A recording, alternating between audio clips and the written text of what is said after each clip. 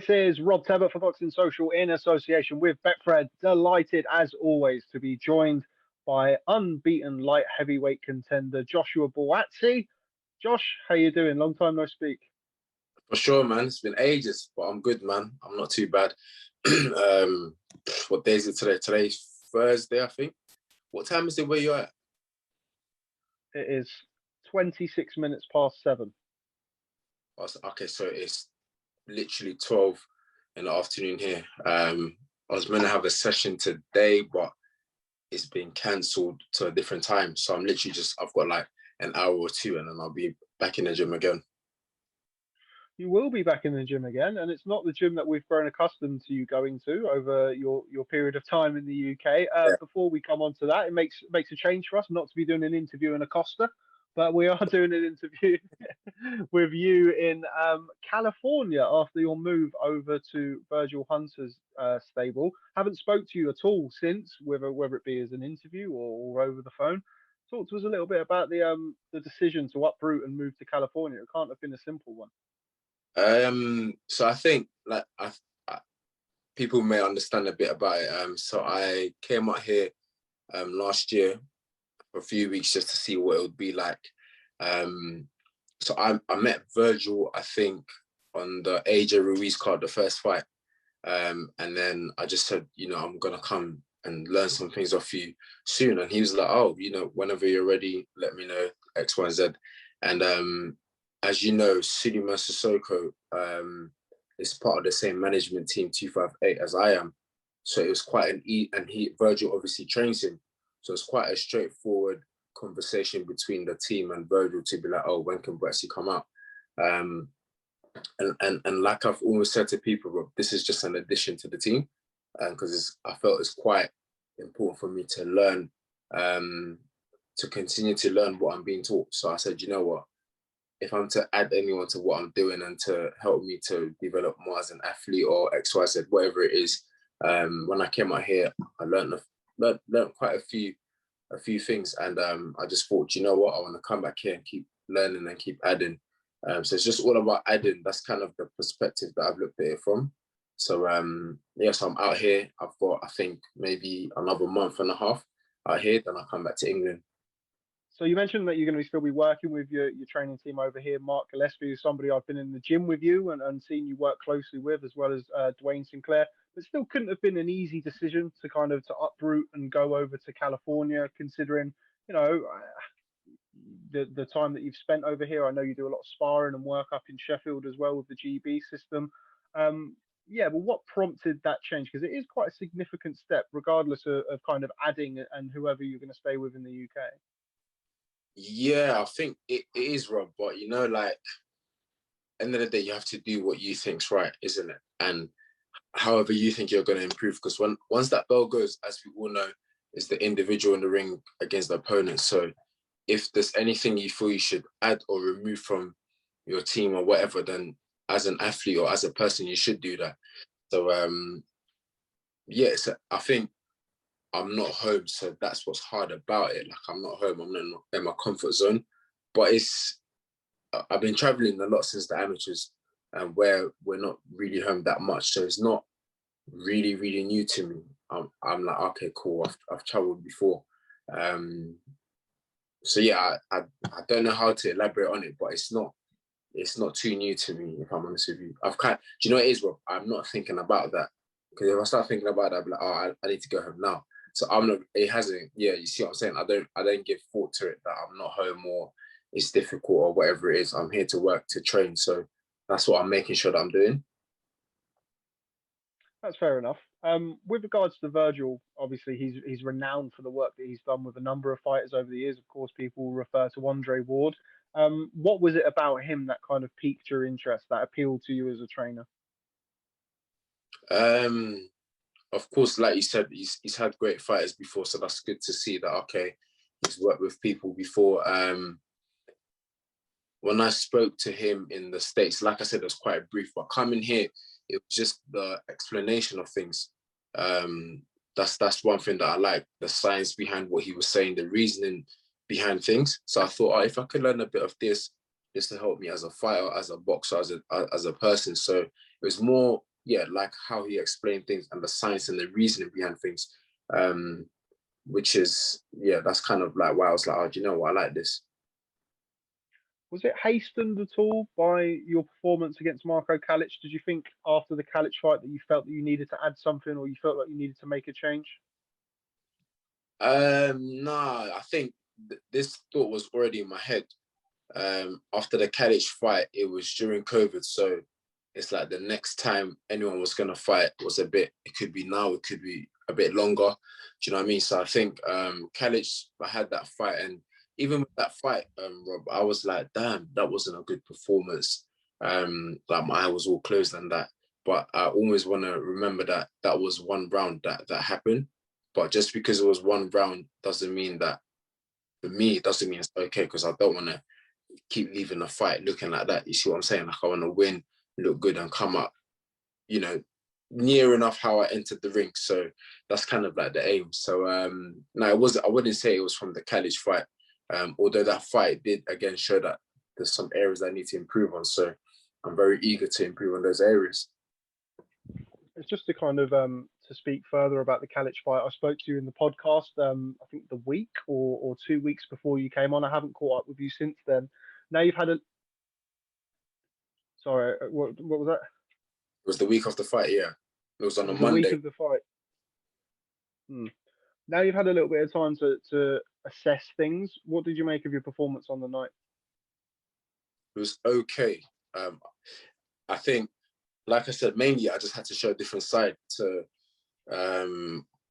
not to myself, but just a different side that, when you have to bite down and fight, I can do it. So that's really what that fight I had to demonstrate, that it wasn't going my way, but you decide fight or flight, and I'm like, there's only one way for me. So I just had to show it. That's kind of what I took from the fight. Also, another thing, also, yeah, that one punch. We always say one punch can change everything, X, Y, and Z. But like when I got hit on this eye, the swelling was straight away. I thought I'd have to get hit a few times, and even after it swelled up, I thought a few times for it to get as big as it did. But I noticed it was instantly. So I thought, I've noticed from this game that one shot can literally have that kind of effect, whether people get knocked out or a swelling gets that big straight away. So that's kind of what I figured out from that fight. Knowing that I mean, it's something that fighters always say. It's one thing being able to do it in the gym, and you'd have had hard fights against world-class opponents as an amateur, but knowing that you can kind of go through that gut check, as you mentioned there, bite down on the gum shield, overcome adversity. How much confidence do you take from that, knowing that you can do that under the lights as a professional? A bit, because like you said, prior to the fight, we all want to say, I'm willing to go the extra mile. I'm willing to do this. I'm willing to do that. But then when you're in the ring, and it never happened to me, so I had to say, oh yeah, remember all those quotes you were saying, Buatsi, like, can you live up to it? So that's when I was like, okay, cool. I have to live up to what I've been saying I can do or can't do. So in terms of, has it given me a bit of confidence? Well, just I've had that check, because like I said, I've never been in that situation. So for me, I'm like, okay, cool. I've had that check. I know it's there. It doesn't mean I'm gonna be using it every fight, but if it comes to that, I know it's there. Okay, that's the past. Now the future under Virgil Hunter and 258 management, of course. Rumors are, or discussions are, about you returning to the ring sometime in the middle of May. First and foremost, must be great to get back in the ring. I know that you had your longest spell of inactivity before the Kalic fight. It'd be great to get back in the ring in May and showcase what you've been working on with Virgil. Yeah, definitely. I'm happy to hear that. I think we're like a week before April, so we've got maybe just under 2 months. So that's good timing. Looking forward to it. I would have done the AJ versus Pulev card, but I think the turnover, not that it was too quick, but it's not like it was far away. But I thought, you know what, my eyes is obviously swollen. The swelling went down quite quick. The doctors gave the all clear, but as you know, Rob, it's not just what you do on the night of the fight, it's the build up to it. So I thought, could I risk going back into sparring straight away for the weeks and weeks and then going into a fight? So I said, you know what, I'll probably give it a miss. And a few things happened earlier on within the year as well, but May the 15th is the date that's been set. So yeah, it'll be time to box to show what I have been learning as well. So I'm looking forward to that as well, man. Exciting times to be a light heavyweight. As you know, it's been one of the strongest divisions in the sport for a number of years now. Artur Beterbiev returned this past weekend. There's also somebody that you know very well, Craig Richards, challenging somebody else that you know very well, Dmitry Bivol, somebody I know that you've had your eye on. Great time to be a light heavyweight and a great opportunity for Craig Spider Richards there. Yeah, not because I'm a light heavy, but I do think it genuinely is the hardest division. Not because I'm a light heavy, Rob, but no, I do think so. It's very competitive, great champions, and like you said, Craig fighting Bivol for the WBA. I heard rumors about it ages ago, but now that Matchroom have put it out there, I'm like, okay, maybe it probably is happening. So I think when it's in May, isn't it? I'll be back in England, so I'll probably be there watching. But listen, all the best to Craig on that, man. Great opportunity. His team feels it's the right time, so they've taken it. So I definitely will be there watching. How far do you think you are from challenging for a world title? Because I know the Dmitry Bivol fight was something that had been earmarked by you and your team over a period of time. We had the pandemic, you know, things happen in boxing, of course. But how far do you think you are from challenging for a world title? I'll say hard to say because Craig's last fight was against Shakan. So looking at that, you would have thought they're going European, then this, then boom, straight to world level. So I think it's very hard to say the way things are. Basically saying that everything is very unpredictable. I may say to you, actually, in 6 months' time, or in 2 fights' time, 3 fights' time, it could be the next fight. Do you see what I'm saying? So I think it's very unpredictable, but I do think, as always, I'm getting nearer and nearer, and I am learning the things that I need to learn. Like I said, the new addition to the team, I think will prepare me best for whenever that opportunity comes. So just to make sure that I get the timing right, that I have learned what I feel I need to learn. But again, you won't know till you're in there. So I'm sure when the time is right, the people around me that do see me and see the improvements that I'm making will say, do you know what, you're ready, you're there. So let's take the shot now. So yeah, I think it's quite hard to say, oh, actually give me exactly 1 year. There might be another massive pandemic, who knows? But in terms of improving as a fighter, it could be any moment, man. Like I said, I feel like I'm learning. My last fight, I had to show a different aspect to what I am in that ring, what I can be in that ring. And I've had 13 fights now, so I think I've come across a well decent opponents and different styles, Rob. So I think it could be any moment, man. Like I said, long as my team say, Josh, you've learned what you need to learn, or you're as equipped as you need to be, then I could be like, cool, let's go, like, let's do it. Final word on your move stateside to work with Virgil Hunter. I know you won't let us know that you're not going to want to give away too much information about this, but what sort of things are you looking to work on? What sort of things have Virgil been looking to improve with you in the gym? It's just the very basics, Rob. The very, very basics. Nothing complicated, nothing. Like I think I've been boxing for I think about 10 years now. So you just get a rough idea and you kind of know what to cover in the foundations. So it's just drilling that over and over again, which is something that I'm like, yeah, this is new, but that's just what it is. But just covering the foundations, which I probably know or don't know, but just reminding me and just staying on it. That's all it is. So it's nothing like wow, where I'm like, oh my goodness, what is this? So yeah, it's just the basic foundations. Okay, moving on, although admittedly not too far on. We mentioned his name in the interview, Sulaiman Sissoko, stablemate with you at 258, now training with him under Virgil Hunter. He, like yourself, has not had the activity that he would have wanted throughout his career, but we saw him return to the ring a couple of weeks ago on the Chocolatito Estrada 2 undercard. Looked very, very impressive under Virgil Hunter. I know you would have watched his performance. What did you make of it? Looked very good, man. The guy came in very heavy, apparently. Sully was telling me the guy was quite heavy. But the fight still went on. And from being in camp with Sudi, he makes the weight very, very, very, very comfortably. So that will let you know how much weight he actually had to give away. But he handled business. He took him out in the 6th round, I think. So now he handled business, and he's been here from the Olympics, since the Olympic Games. So I think he's done about 4 years here. So no, when I see him fight and certain things he's doing, I'm like, okay, so this is what they mean, or this is what it translates to. But again, different styles, different types of fight. very different to how I do it. So no, it was still good to see though. It certainly was. I do like Suleiman Sissoko. I do have a soft spot for him. One of the nicest people that you'll come across in boxing, as are you. So 100% now, Sully is. I've got to say that. So from 1258 stable member to another one, Lawrence Okolie becomes the first world champion after Anthony Joshua, of course, in the 258 management stable. Looked fantastic against Christoph Glowacki. I was I did a podcast recently. We kind of reacted to it, and they said, you know, if you would have said Joshua Buatsi or Lawrence Okolie would have been there, nobody would have known. But what do you think that would have done to Joshua Buatsi seeing that? And obviously, what you're going to say now, I would assume that what an inspiration seeing somebody like Lawrence who's come from a similar background to yourself going on and achieving something like that in such brilliant fashion. Yeah, you know, before we started, I was saying to you that like he performed the best that he's ever performed, but it happened at the right time as well, so that we could all say, wow, this is at world level, and he's done it like that. You see what I'm saying? But no, big inspiration to see Okolie do that. Like, you know, knowing him from the amateurs and the same energy he's had back then, he's kept it till now. And to do it at world level, we can't say nothing but to congratulate him and to take inspiration from that.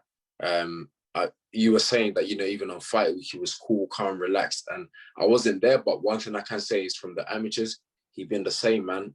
Whether he's fighting someone good or not, Lawrence still got the same energy. So have to rate him for that, man. Have to rate him for that. I was watching it here. I think it was like 3 p.m., 2 p.m., something like that. So it was like afternoon straight after training, just watching on the iPad. But the clinical, man, faultless, no mistakes whatsoever.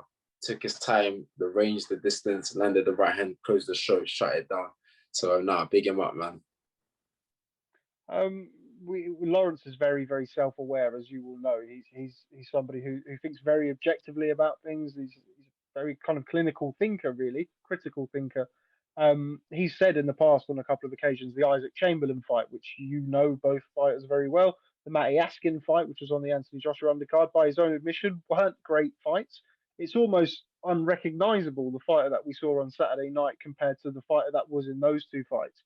What were you most impressed with regards to his development? Just keeping his shape and the distance. I have to take time out to give Shane McGuigan a big shout out. I think he's done a fantastic job with all the boys down in that gym. Lawrence Fowler, like I said, man, like he's improved massively.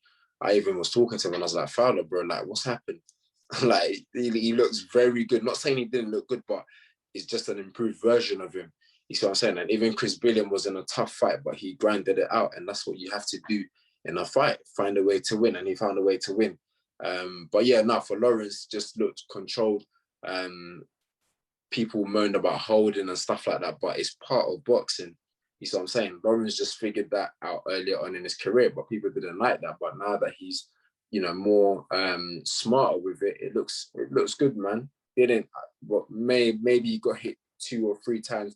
I don't even remember, but I just know that he wasn't getting hit that much, and he landed the shot that he needed to land. So beautiful style, man. And like I said, we have to congratulate McGuigan as well. Shane McGuigan, because he's done a good job with him. Actually, I spoke to Suleiman Sissoko a couple of days ago, and I said, now the race is on between you and him to become the next world champion from 258. Yeah, we can say a race, but Rob, I always say to people, man, everyone got a different race to run. You see what I'm saying? But we definitely do take inspiration from it, 100%, man. It's, you know, like if you heard someone else did it, you'd be like, oh, that's sick. Like, how did you do it? But if it's someone that you know, you can relate more to it, and you can be like, oh, it's achievable because someone that I know has done it. You see what I'm saying? So from that perspective, yeah, we can definitely take inspiration from it. And last but by no means least, as well on that card, we saw Ramla Ali with another impressive performance. I think she was on her way to a stoppage win before she got a quite gruesome cut above her eye. What did you make of her performance? Looking to do some fantastic things for women's boxing. She was landing flurries back to back. She started off boxing, but I felt like she got aggressive straight away after 2-3 rounds. She got stuck in, and I'm glad she came out with a win. Like you said, she got a cut on just under the eyebrow. It looked quite bad, but she rode it out and she got the win, man. And again, I always say Ramla's got probably the most inspirational story, man. I don't know if you guys have heard of it, but check it out, man. Salute and respect to her, man. It was a great fight and she got the win. She certainly does have an interesting story. Even by boxing standards, it's an interesting story. Most fighters have an interesting way to where they've got to. But yes, if you're not familiar, do check out the many interviews that we have of Ramla Ali on Boxing Social. Josh, always a pleasure catching up with you. I think we're probably about there. Before I let you go, last but not least, Dillian White versus Alexander Povetkin in a couple of days' time. Repeat Sure. or revenge, Josh? What do we make to that fight? Revenge, man. There's only one way, revenge. I'll be watching that. I can't wait for it to happen. I'm following all the stuff that Matchroom are putting out. But no, I've definitely got high hopes that Dylan will definitely get. It will be a revenge situation. It's not going to be a repeat. So I'm looking forward to that, man. Povetkin, good fighter, great champion, but I think White will get things right this time. Okay, Josh. Well, as I say, it's been a real pleasure catching up with you. Admittedly, I didn't think I'd be catching up with you while you're in California anytime soon. But good to see you looking well. And I hope the move pays dividends to you with Virgil Hunter. And I look to see you in a couple of months' time, or just under a couple of months' time in the UK. Nice, all right. Cheers, man. Have a good one. Thank you. Thanks, Josh.